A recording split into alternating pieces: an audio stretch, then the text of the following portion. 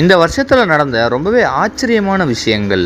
எல்லா கருத்து கணிப்புகளையும் புறக்கணிச்சு இப்போ தமிழக வெற்றி கழக கட்சி 110 தொகுதியில முன்னணியில இருக்காங்க.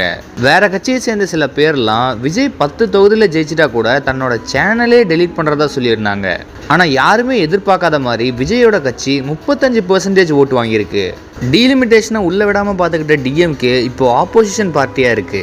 ஆனால் இப்போ பிரச்சனை என்னென்னா 118 சீட்டு வாங்கினாதான் மெஜாரிட்டி அண்ட் அவங்க தான் சிஎம் ஆக முடியும். ஸோ அதனால் இவர் அந்த 11 தொகுதிக்கு கண்டிப்பாக கூட்டணி வச்சே ஆகணும். எல்லாரும் காங்கிரஸ் கூடன்னு சொல்கிறாங்க, ஆனால் பிஜேபி மட்டும் வந்துச்சுன்னா நினச்சி கூட பார்க்க முடியாத மாதிரி ஆயிரும். இப்போ வெஸ்ட் பெங்காலில் பிஜேபி ரூலிங் பார்ட்டியாக வந்த உடனே அவங்க பண்ணுற முதல் வேலை அங்கே இஸ்லாமிய பேர்களில் இருக்க கட்டடங்களையும் சாலையும் இடித்து பேரை மாற்றுறது தான்.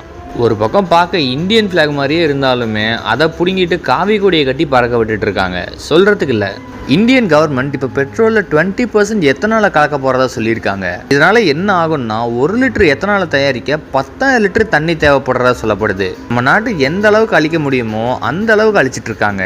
இவங்க மட்டும் தமிழ்நாட்டுக்குள்ளே வந்தால் நம்ம பசங்க படிக்க போகிறாங்களோ இல்லையோ கொடியை பிடிச்சிட்டு இவங்கள மாதிரி ஜெய் ஸ்ரீராம்னு கோஷம் போட போயிடுவாங்க. உங்களோட கருத்துக்களை கமெண்ட் பண்ணுங்கள்.